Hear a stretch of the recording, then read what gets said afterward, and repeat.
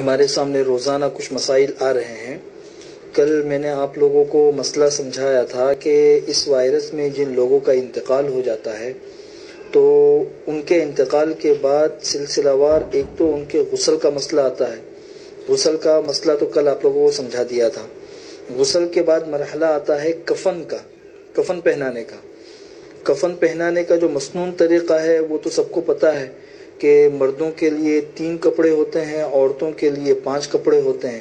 یا مسنون کپڑوں کے اندر ان کو کفن دیا جاتا ہے۔ تو اگر کسی کا انتقال ہو گیا اور مسنون کپڑوں میں اور مسنون طریقے سے ان کو کفن دینا ممکن ہے تو یہ سب سے اعلیٰ شکل ہے۔ اور اگر یہ شکل ممکن نہیں ہے، کسی کا ہاسپٹل میں انتقال ہوا ہے اور ہم کفن پہنانے کے اس پوزیشن کے اندر نہیں ہے، تو دوسرا مرحلہ یہ ہے کہ جو کفن کے کپڑے ہیں یہ ہاسپٹل کے عملے کو بھیج دیے جائے، ان کو سمجھا دیا جائے کہ بھئی کس طریقے سے کفن پہنانا ہے۔ تو یہ دوسری شکل ہے اگر اس پر عمل ہو سکے۔ اور اگر اس پر بھی عمل نہ ہو اور ہاسپٹل کا جو عملہ ہے وہ حکومت کی ہدایات کے مطابق خود ہی کپڑوں کے اندر لپیٹ کر ہمیں دے دے اور ہمیں مستقل الگ سے کفن پہنانے کی اجازت نہ ہو، تو پھر یہ دھیان میں رکھے کہ فقہا نے لکھا ہے کہ کفن کا جو اصل مقصد ہوتا ہے وہ سطر کی حفاظت ہوتی ہے اور بدن کی حفاظت ہوتی ہے۔ تو جس کپڑے میں لپیٹ کر ہمیں لاش دی گئی ہے وہی کفن کے قائم مقام ہو جائے گی۔ اس لیے کہ کفن کے لیے کوئی مخصوص رنگ کا کپڑا یا کوئی مخصوص طریقے کا کپڑا یہ ضروری نہیں ہے۔ اگر کم سے کم اتنا کپڑا ہے کہ جس سے سطر اور انسان کا جسم ڈھک گیا ہے تو پھر یہ بھی کفن کے قائم مقام ہو جائے گا۔ اس لیے آخری درجے میں، مجبوری کے درجے میں، جس کپڑے کے اندر لپیٹ کر ہمیں لاش دی گئی ہے وہی کفن کے قائم مقام ہو سکتی ہے۔ اس کے بعد مرحلہ آتا ہے نماز جنازہ کا۔ نماز جنازہ کا جو مرحلہ ہے وہ یہ سمجھ لیجئے کہ مرحوم کو جو غسل دیا جاتا ہے تو غسل دینے کے بعد وہ لاش پاک ہو جاتی ہے۔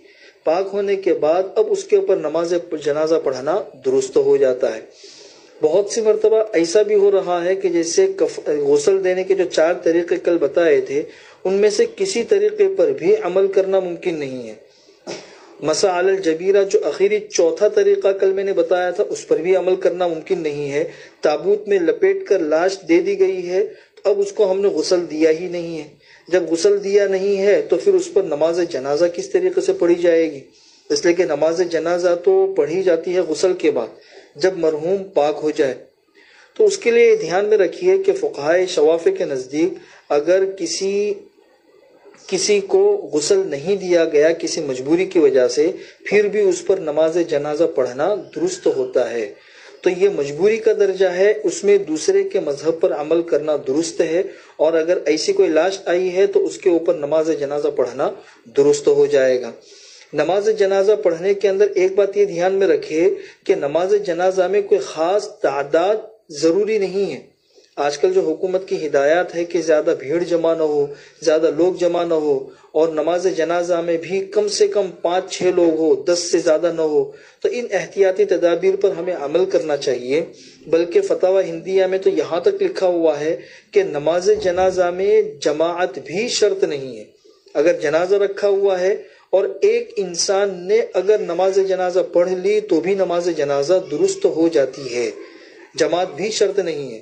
اس لیے حکومت کی ہدایت کو سامنے رکھتے ہوئے اگر 1-2 لوگوں نے 5-6 لوگوں نے بھی اگر نماز پڑھ لی تو نماز جنازہ درست ہو جائے گی۔ اس میں ایک مسئلہ یہ بھی آتا ہے کہ بہت سی جگہوں کے اوپر نماز جنازہ پڑھانے کی بھی اجازت نہیں اور مرحوم کو دفن کر دیا گیا۔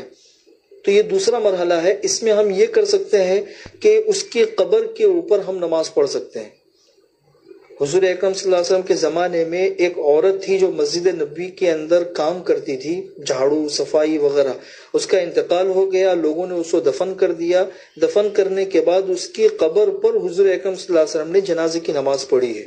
تو اس سے فقہا نے یہ مسئلہ مستنبط کیا ہے کہ اگر کسی کو نماز جنازہ کے بغیر دفن کر دیا گیا تو پھر اس کی قبر کے اوپر نماز جنازہ پڑھنا درست ہے۔ ایک تیسرا مسئلہ یہ ہے کہ بہت سی جگہوں سے ایسی بھی خبریں ہیں کہ لاش کو کسی غیر معلوم جگہ کے اوپر دفن کر دیا گیا، اب اس کی قبر ہی پتہ نہیں ہے تو نماز جنازہ کس طریقے سے پڑھی جائے؟ چونکہ نماز جنازہ مرحوم کا ایک حق ہوتا ہے، جہاں تک ہو سکے اس پر عمل کرنا چاہیے۔ تو اس سلسلے میں یہ دھیان میں رکھے کہ غائبانہ جو نماز جنازہ ہوتی ہے، غائبانہ نماز جنازہ، احناف تو غائبانہ نماز جنازہ کے قائل نہیں ہے کہ انسان کی لاش کہیں ہو اور کسی اور جگہ انسان غائبانہ نماز جنازہ پڑھے، احناف اس کے قائل نہیں ہے۔ لیکن موجودہ صورتحال میں چونکہ بعض شوافع ہے، اسی طریقے سے امام مالک اور امام احمد بن حنبل رحمۃ اللہ علیہ ہے، ان لوگوں کے نزدیک غائبانہ نماز جنازہ کا ثبوت ہے، تو موجودہ وبائی صورتحال میں مجبوری کے درجے میں دوسرے کے مسلک پر عمل کرنے کی گنجائش ہے۔ حضور اکرم صلی اللہ علیہ وسلم نے مدینہ منورہ میں جب حبشہ کے بادشاہ نجاشی کے انتقال کی خبر پہنچی تو حضور اکرم صلی اللہ علیہ وسلم صحابہ کرام کو مسجد نبی کے باہر لے کر آئے اور غائبانہ نماز جنازہ پڑھائی۔ احناف اس حدیث کی یہی تعویل کرتے ہیں کہ چونکہ حبشہ میں کوئی مسلمان نہیں تھا اور نجاشی کے اوپر نماز پڑھنے والا کوئی بھی نہیں تھا، اس لیے حضور اکرم صلی اللہ علیہ وسلم نے ان کے اوپر غائبانہ نماز جنازہ پڑھی ہے۔ تو یہ جو موجودہ صورتحال ہے کہ اس کی قبر بھی ہمیں پتہ نہیں ہے مرحوم کی، تو ہم نماز جنازہ کس طریقے سے پڑھیں گے؟ تو اس حدیث پر عمل کرنے کا یہ موقع ہے کہ غائبانہ اگر ہم نے نماز جنازہ پڑھ لی تو بھی یہ کافی ہو سکتی ہے۔ اللہ تعالیٰ ان باتوں پر عمل کرنے کے ہمیں توفیق نصیب فرمائے۔